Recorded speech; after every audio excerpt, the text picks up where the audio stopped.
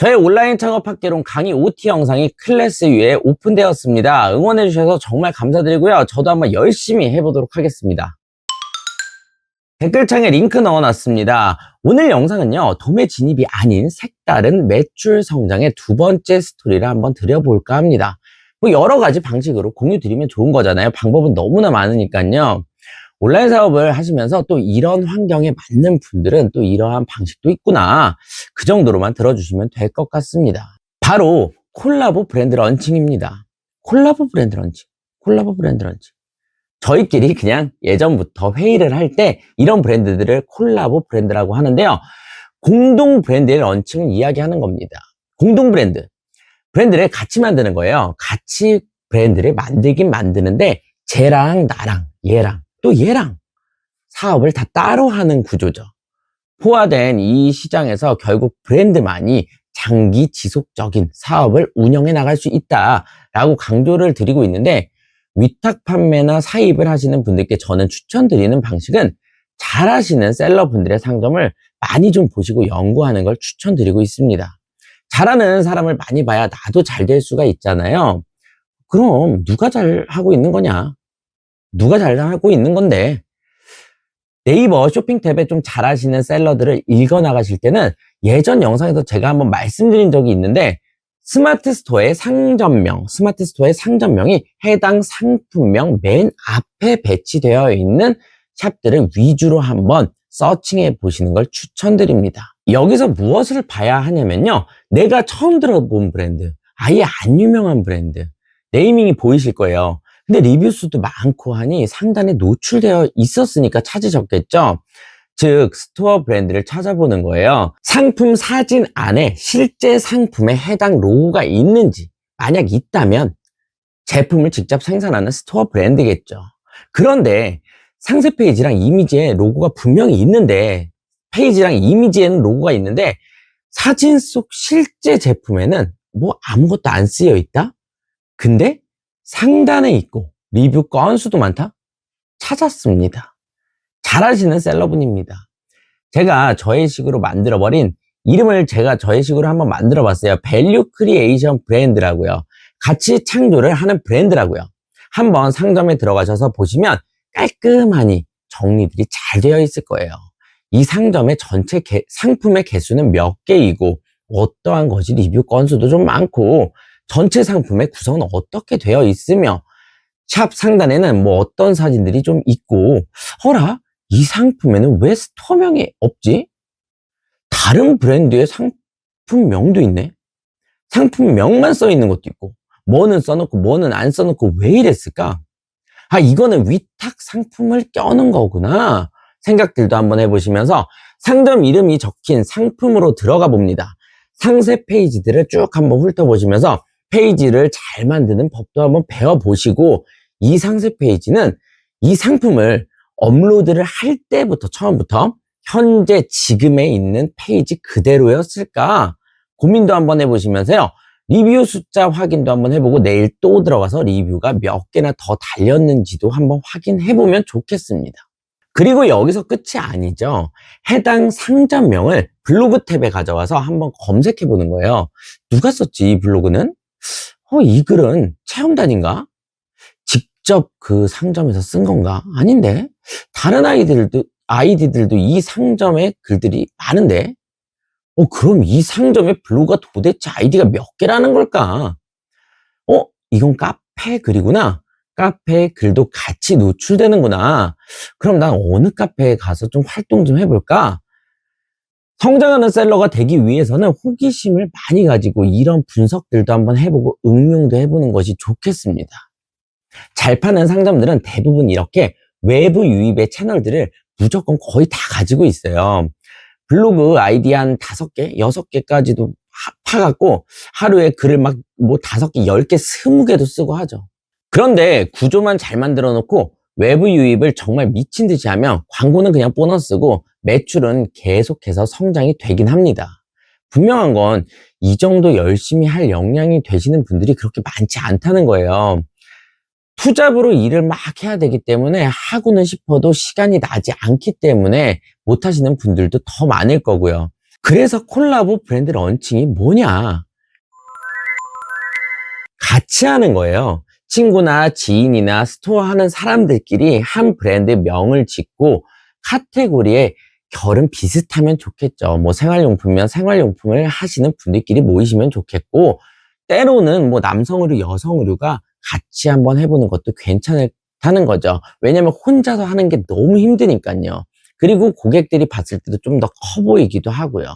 대신 블로그나 인스타, 뭐 카페 활동 서로 열심히들 하면서 상점은 서로 다 달라도 해당하는 브랜드가 계속 같이 자연스럽게 노출을 시켜버린다면 바이럴 마케팅이 되기도 합니다. 자연스럽게요. 실질적으로 이 방식이 실질적으로 내셔널 브랜드의 운영 방침이기도 해요. 어떠한 브랜드들은 무슨 라인, 뭐 무슨 라인, 블랙라벨, 블루라벨 막 이런 것들이 있잖아요. 일반적으로는 한 회사에서 운영을 합니다. 하지만 제품 생산을 막 이렇게 해주다 보면 서로 다른 두 회사에서 하는 경우도 많아요. 특히 골프 라인을 갖고 있는 브랜드 쪽이 좀 이런 회사들도 많이 있는 것 같고요. 내부적으로는 라이선스 계약으로 ODM을 하고 있는 걸 수도 있는데 뭐 여하튼 그냥 분리해서 하는 경우도 있더라고요. 이런 개념의 방식도 있다라는 겁니다. 내셔널 브랜드가 아닌 이상 큰 아이덴티티는 그렇게 중요하지는 않거든요. 한 브랜드를 함께 메이킹해 볼 사람들끼리 상세 페이지에 넣을 만한 공통된 내용, 상세 페이지에 뭐 상단이랑 하단 정도에 들어갈 어떤 공통된 로고나 문구들만 서로 공유해서 맞춰도 소비자들에게는 더 큰 브랜드로 다가갈 수 있다는 거죠. 이렇게 공동 브랜드 작업도 해보는 방법도 있습니다. 뭐 여러분들이 이 내용을 듣고 또 기발한 아이디어가 나올 수도 있는 거고요. 주변에 친구가 한 명 있는데 같이 한번 해볼까? 뭐 이런 생각도 해도 괜찮으실 것 같고요. 친하거나 지인이면 괜찮은데 좀 이 브랜드가 커질 때는 상표권이 문제가 되겠죠. 장사에는 방어도 참 중요한데 공동 상표 출원도 돼요. 공동 상표, 뭐 1인 상표만 출원이 되는 게 아니라 2인, 3인도 다 출원이 됩니다. 근데 이게 한 명이 거기서 틀어져 버리면은 문제가 또 생기는 게 되게 많아요. 커뮤니티나 셀러들끼리 만나서 좀 가까워지기도 하고 서로 좀 알고 좀 친해지고 한다면 법인을 한 100만 원씩이라도 내서 법인 사업체를 하나 내서 대표 한 명을 세우고 나머지는 다 주주로 들어가서 법인 이름으로 상표 출원을 하나 해두고요. 가볍게 계약서들 하나씩 쓰는 거예요. 그냥 각자 개인 사업자들에서 이 상표권을 공유할 수 있도록 말이죠. 그런 방법도 있을 수 있겠고요. 자, 그럼 법인은 뭘 하냐? 작은 사무실에 한 번씩들 모이거나 해서 우리만이 팔 제품을 법인의 자금으로 다 같이 모았었잖아요. 공동 제작을 하면 됩니다. 뭐 한 5명이다 하면 여럿이서 같이 우리가 팔 제품을, 우리가 팔 상품을 우리 상품명도 넣고 재고 부담도 적고 각자들의 스토어에서 팔 수도 있고 법인에서 만들어서 각자 사업자들로 세금 계산서를 끊어주고 팔면 된다는 거예요. 잘 되면 법인이 매출이 늘어나게 되면은 대출도 빵빵히 받을 수 있고 그러다가 브랜드도 되고 그러는 거죠. 도매로도 뿌리고요. 일단 스토어 브랜드를 이렇게도 만들 수 있다 정도의 내용을 한번 드려봤고요. 저는 솔직히 강의보다 당장이라도 하고 싶은 일이 제가 몸을 담고 했었던 일들이다 보니 친하신 분들이 많은 건 둘째치고 국내 제조 공장들이랑 국내 도매 업체들의 활성화의 방향에 컨텐츠를 한번 꼭 만들고 싶습니다. 착한 척 하는 것보다는 그냥 이런 일 한다. 뭐 한국 국내 도소매 활성화를 하고 하는 멋있잖아요. 괜히 그냥 멋부리고 싶었나 봅니다. 예전부터 동생 회사랑 협업을 제가 몇 차례나 해갖고 와디즈랑 막 텀블벅에서 국내 제조 도소매 막 활성화 어쩌고 하다가 다 망하기도 하고 막 흐지부지 되기도 하고요. 오히려 중국 상품 갖고 와갖고 하면은 그게 뻥뻥 터지기도 하고 그랬어요. 강의 끝나고 7월부터 뭔가 준비를 하고 있으니까요. 제조나 도매를 하시는 분들이 국내에서요. 제조나 도매를 하시는 분들 현재 좀 힘들다던가 상황이 좀 안 좋다던가 하면은 좀 어떤 스토리라든지 제품이라든지 그런 걸 좀 이메일로 좀 보내주셨으면 좋겠습니다. 강의 때문에 바로 진행을 못하지만 아직 구체화도 막 정확하게는 되진 않았어요. 그래도 어느 정도 틀은 잡혔으니까 그냥 일단 질러보는 거예요.